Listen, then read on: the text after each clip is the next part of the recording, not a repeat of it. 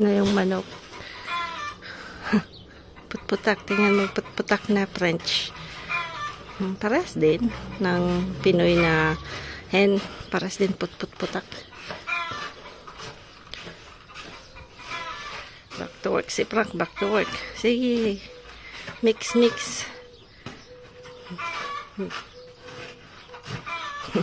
Fit. Dami pong damo. Tingnan niyo po yung damo. Handa na si... Sorry po, walang damit si Frank kasi ang init. Natin. Baka mabas tayo ah.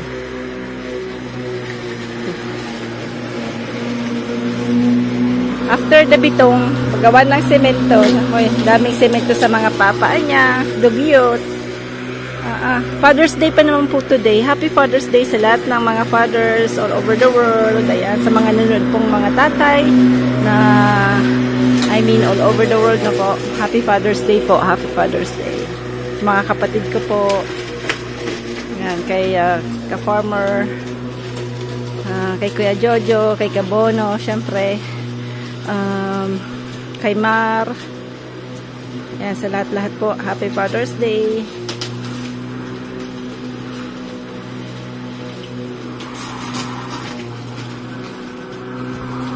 Kay Papa in heaven. Happy Father's Day, Papa. Ayan. Ano po yan, sinigid ko na po yan. Tapos nung bigla pong umangin, ayan, naghurulog na naman po yung mga, ano po yan yung dahon ng magnolia. Kaya ito hindi ko to pinapalaking magnolia na to. Lagi ko po yan kinakat. Gusto ko lang siya, maliit lang siya. Ayan. So, mawawala daw yan, sabi ni Frank. Lalamunin nung niya. Ayan. Kaya lang, di ko po dito nadidilig kasi ewan ko kung pwede ka rin magdalig ng grass this year. Pasko last year, hindi po kami pwedeng magdilig ng grass. Uy! Tik mo na yan, ha? Mahal pa naman ng mga paso. So, magbabayad. Sila, ini-hyper-fragile, ha? Magluluto po ako, kaya lang mahina na po yung battery ko. Kasi diba Father's Day, gagawa po tayo ng jigot anyo. That's parang lamb po, part ng lamb. Yung jigo ng lamb, parang sa parting siguro yun. Hindi ko po alam kung saan parte yung jigo. sa hips. Yun, sa hips ng nung lamb po. Ayan, so yan po yung lulutuin ko. Dapat barbecue, kaya lang medyo tinatamad po akong magawa ng fire kasi babaho po yung ulo ko. So sabi ko ko na lang po yun, lulutuin ko na lang po sa kawali dito sa loob ng bahay kasi nga medyo tinatamad si Manay mag-barbecue. Tapos si Sam, may pasok po siya today, ngayong Sunday. Kasi rotation po. Last Sunday, ako po yung may pasok. So, 11 naman po siya matatapos. So, pag Sunday naman, konti lang po silang nag-work. Pero dumaan po ako para kumustahin na medyo okay naman. Tingnan natin kanong sasabihin niya pag uwi. Tapos malalaman niya yung schedule niya next week po. So, at least natututo po siyang maging more responsible. At least ngayon po nagigising na siyang kasi ang pasok niya is 6 o'clock. So, nagigising po siyang 5. So, hindi na gaya dati nung schooling na si Papa pa yung lagi po siyang late, medyo late. Hindi siya yung gaya ko na talagang 10 minutes. Pero ngayon, tuloy na nag-work na siya. Parang na ano niya yung ano ko, yung schedule ko na dapat 10 minutes, 15 minutes nandoon na sa work. So, ang aga niya pong magising. So, I'm so happy kasi nagiging responsable na po. So, syempre, magna-19 na rin siya sa September. So, sabi namin kailangan niyang matuto na po ng hindi ganoon ka-easy yung ano, yung kumita ng pera na po. So, na puro na lang bili ganito, bili ganito. So, ngayon malalaman niya kung gaano kahirap maghanap ng money.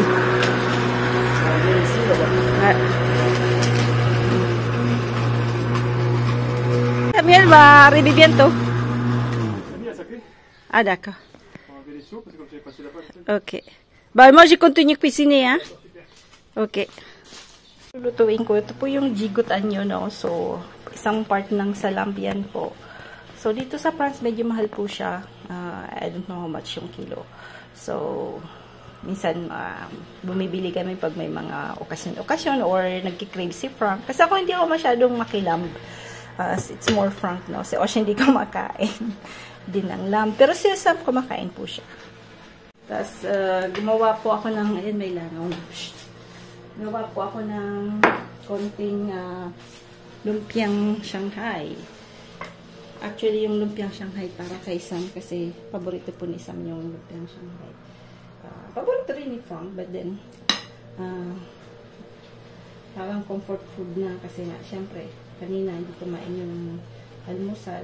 Ano lang po siya, mahilig po siya sa Actimel. Yung drink na parang style Yakult dito. So,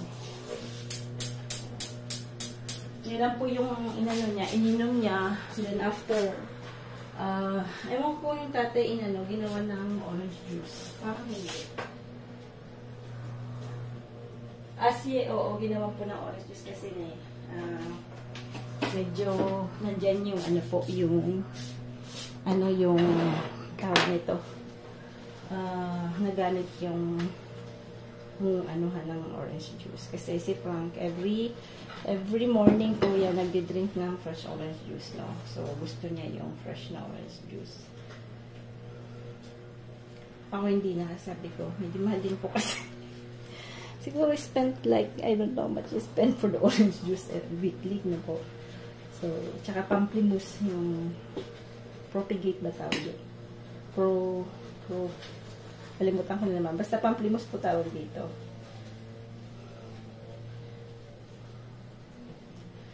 Nako, pag may langaw pa naman, naiinis ako. Kailangan mapalabas ko or matigo ko yan. Kasi I don't like langaw. Yan. So, gagawa po ako na first time ko yatang gumawa. Nakagawa na ako but before. So, ito, i-marinate lang natin to siya. Mabilis na naman naluto. Kasi nag-gardening po pa tayo ay. Tapos, syempre, kailangan magluto ngayon kasi Father's Day. So, kakahiya naman kayo pag hindi tayo magluto, di ba po? So, ewan ko anong ilalagay natin. Spice. Yan. Parang maganda to sa lamb. Kasi dala pa to dati nung kapatid ni Frank. So, yan. So, set aside natin yan. Tapos itong langaw. Inaasar tayo. Bubuksan natin dito. Para lumabas. Itong langaw natin. Ano yung labas? Ayan, lumabas na. Ayan. Tingnan natin kung si Frank kasi lagi binibuksan niya.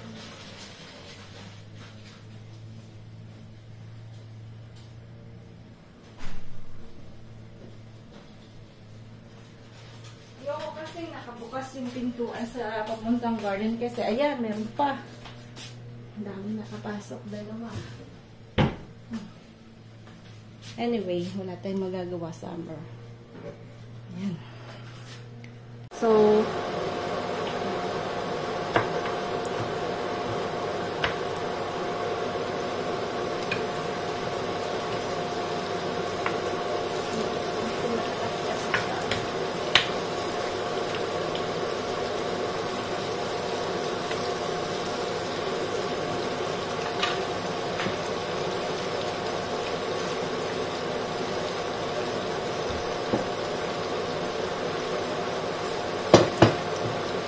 para si Sam pag uwi po meron ng spring rolls.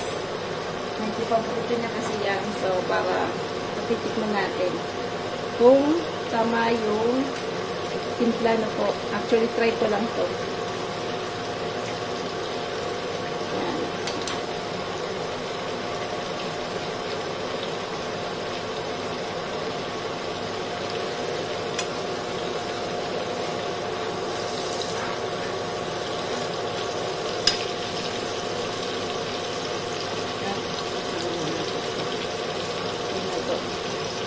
Para mamaya, dadating na po yun mga 11, siguro 11:10, 11:05, nandiyan lang. Lapit lang po kasi 2 minutes drive lang yung work. So, mabilis lang. Tapos price po yung kapartner niya po. So, magpo-price lang kami.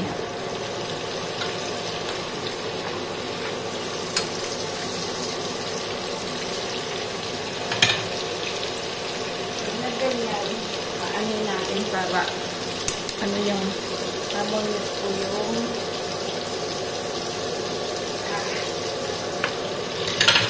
lulutuin ko na kasi hindi rin siya ganun sa mabilis lutuin na.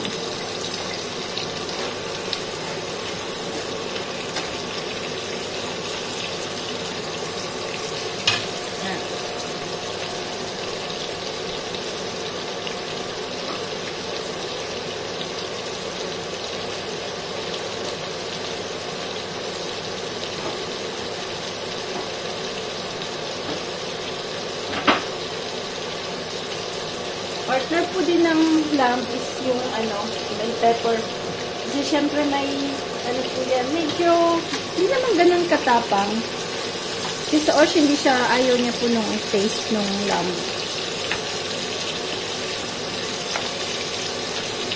Lalagyan natin ng konting pampabango na po.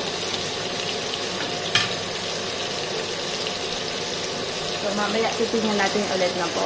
Medyo luto na kasi nabalik pa rin lang natin.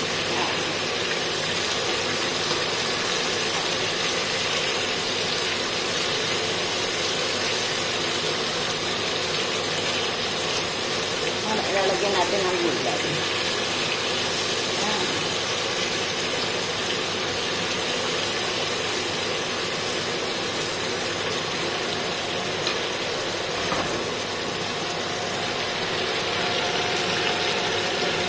Gagawa po ako ng off mimosa. Egg lang yun po na anin natin. Ika-crush down na egg. Yan. Ika-crush natin yan. So, tapos ilalagay natin siya dyan ulit. Tinitingnan ko kasi bukas yung gate. Parating na po si Sam. Kunin natin yung egg yolk lang. Yan.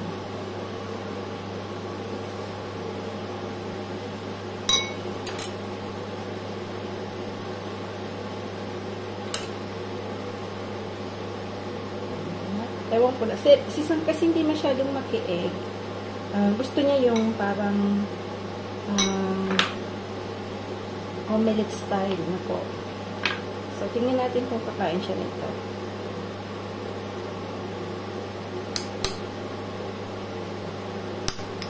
So, lalagyan natin yan ng mayonnaise.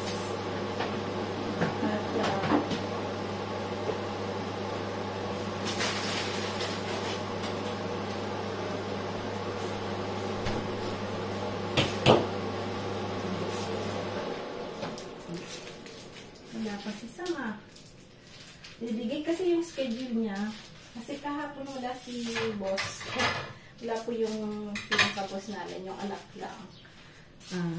Kasi siya pala yung today. Siya pala yung ngayong umaga. So, kahapon hindi siya pumasok. Kasi siya po yung mag-work today. Shurimi po tawag dito. Parang crab. Pero ano po yan, industrial lang. Sometimes you can eat, but not all the time. Kasi lahat pong mga cured na ganyan-ganyan is ang daming preservatives na po. So, minsan, it's okay na we eat na po. But hindi naman po lagi-lagi. Kasi, sabi nila, cancerous or ano na. Mas maganda pa rin talaga yung ikaw yung gagawa, no? Pili ka ng crab. Ganun. So, ayan. Lagyan natin siya ng konting tawag nito.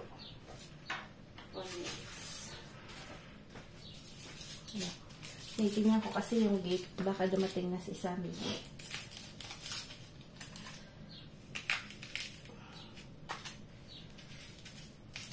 Pagod din po kasi syempre nag-start po siya ng Wednesday pero tas ang off niya is next Sunday. So ano lang naman po. Baka siya magsi 6 hours po si Sam. Sabi ng boss ko, it's okay Timmy that Samuel is going to work more. Sabi ko, oo naman po. No problem, diba? Me, I'm happy that I'm not like long hours kasi dati po minsan meron po kaming another off pero minsan whole day ka. Nakakapagod po yung pang gano'n. Yung babalik po kayo. Tapos parang 8 hours ka or 9 hours ka a day. Napakahirap. Lalo na pagka physic yung work mo. So, mas maganda na yung araw-araw hanggang Saturday may work ka. But still, parang 5 hours lang na straight. Mas maganda.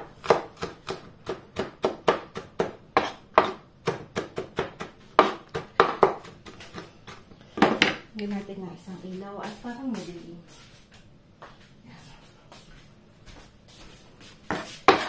So, yung ito po, facultative, no? If you don't like fresh onions, okay lang na hindi nyo po lagyan. Kami po kasi mahilig sa fresh onions. Dapat nga dito, shallot, yung kulay violet na maliit na sibuyas na po, kaya lang wala na po ako. So, okay lang.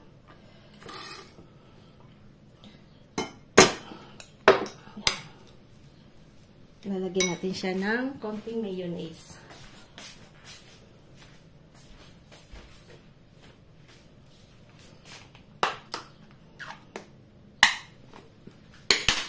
Dapat nga may lemon. Ayan, may lemon pala dito. Uy, bulok-skisk.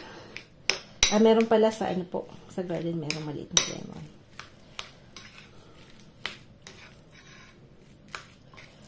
Siguro mo may binili si Sam na something para sa tatay kasi wala pa.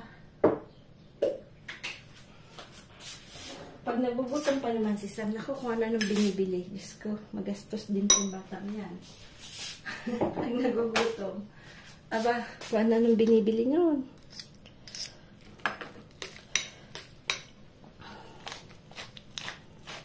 Konting asin. Asin.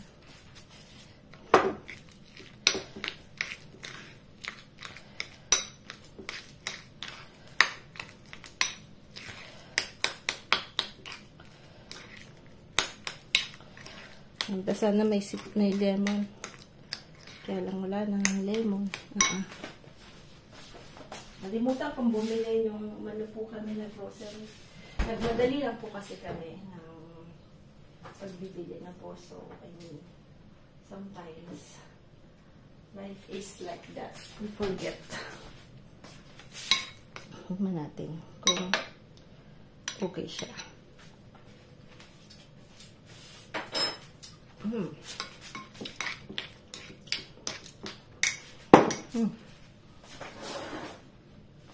Sarap. Kailangan ko lang talaga. Kukuha po ako ng lemon. Ito na, lemon. Liit. Chef Frankie!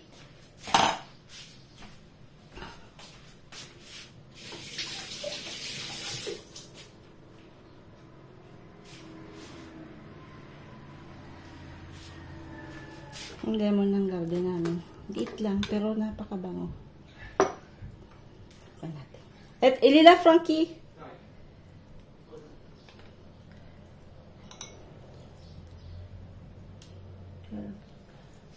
Si Sam, dumating na si Sam. Ayun si Sam. Si Isang puti. Ayan. Kumusta kaya yung day ni Sam? Alas 5 nagising yan.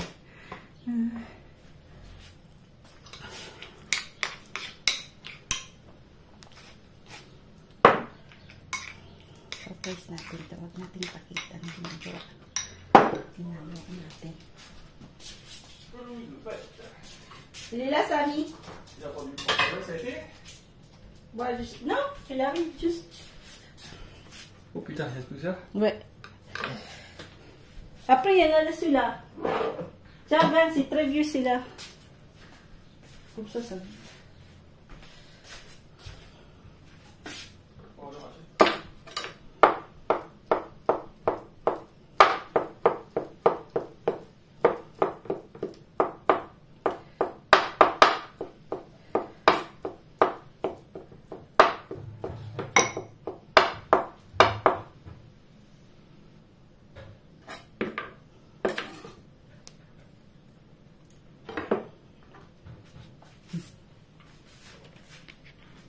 C'est ça. C'est ça. Papasok na. Sinawado yung gate. C'est ça. Attends. Ça va, ça a été? Ça va pas? Ouais. Sira yung isa. Isa nasira.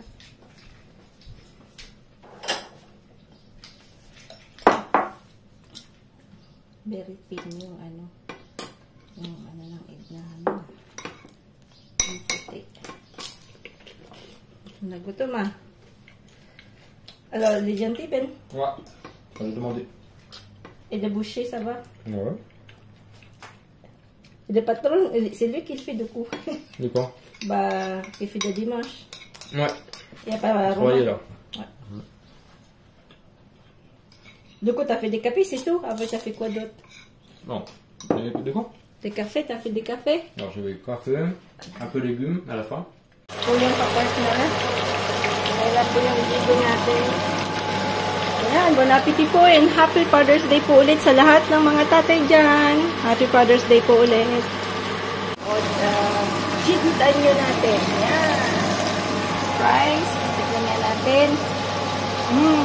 Malutong. Po tayo ng quick salad. Quick salad. Medyo, sorry po, medyo namarang siwag.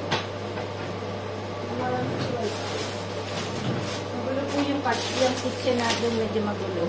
So, yan, lalagyan po natin ng olive oil. Konting cream, sour cream. Mas masarap po sana kung meron ng lemon na po. Kaya lang.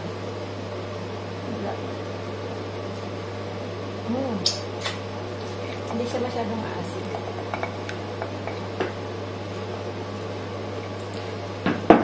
Lalagyan natin na ang asin.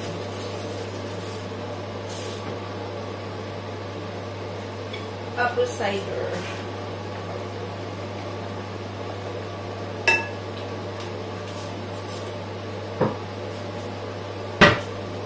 Yan. Ganun lang siya po. Pwede niyo pong lagyan ng konting ketchup. Parang ano po siya. Caesar salad. Ito po na labahan na po ito. Nahugasan na. Labahan.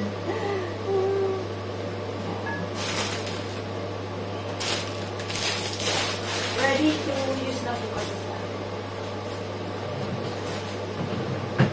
Ayan. So, okay na.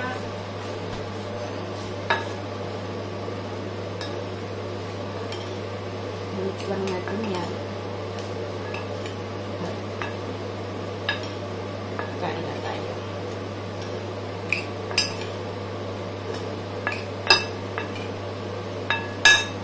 Mamaya na tayo makais dito kasi medyo magulo.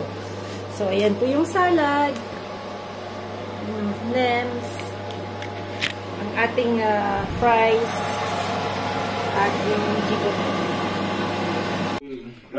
Oh putain, c'est quoi ça? Des mimosas? Des mimosas. Ah, c'est excellent. Ça. Et voilà, et ça, c'est excellent des mimosas. Merci beaucoup. Lang pa ako ngayong gabi. Lagyan ko po ng bok choy. Tapos yung tira namin, nilagyan ko din ng bok choy. Yan lang.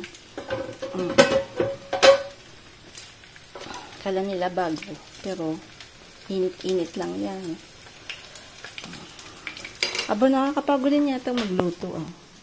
Kala ng mga kumakain ay ganun kabilis magluto. Ba, hindi Ganun pag nag-work na po. So, syempre, medyo pagod ka na rin. Buti na lang bukas. Ako rin pa magluluto. Gawa ng alas 3 ang pasok ko. Ng hapon. Ng alas 8. Panghapon ako.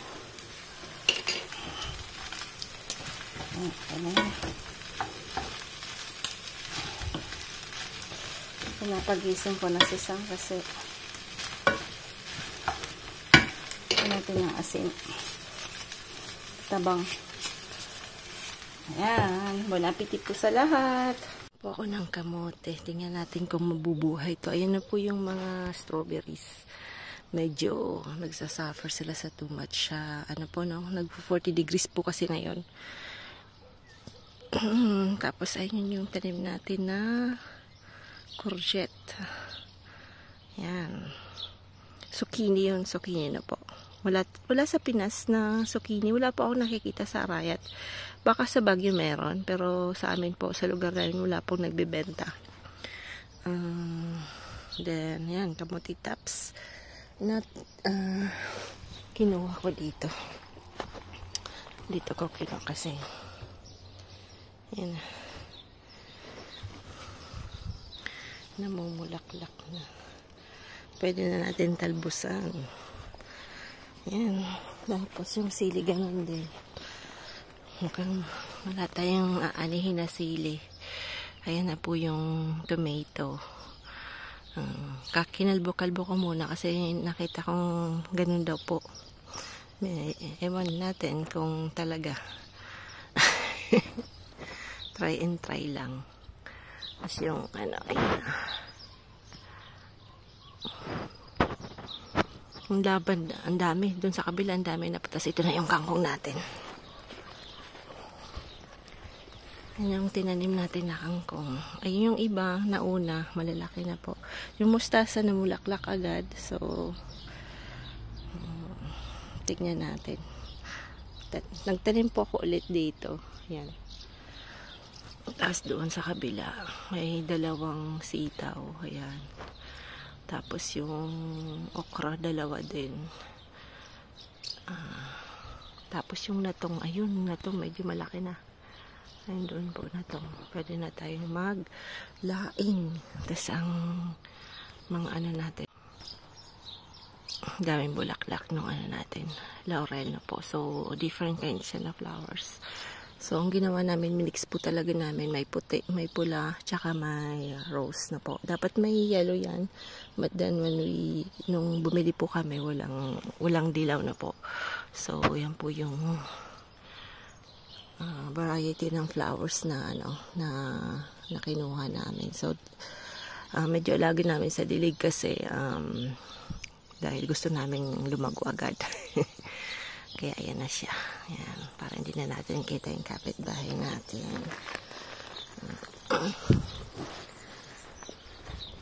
So ito yung 2 ano po to. Hindi pa ako nakabili ng puti. 2 aubergine ang tawag sa French na po, talong.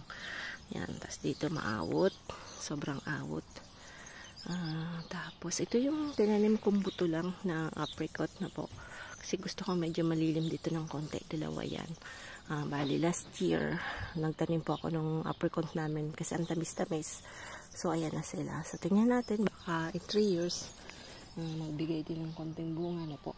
So ayan, medyo hindi masyadong ganun kaganda yung garden kasi nga sabi ko ngayon lang yung first week na pang hapon ako na po.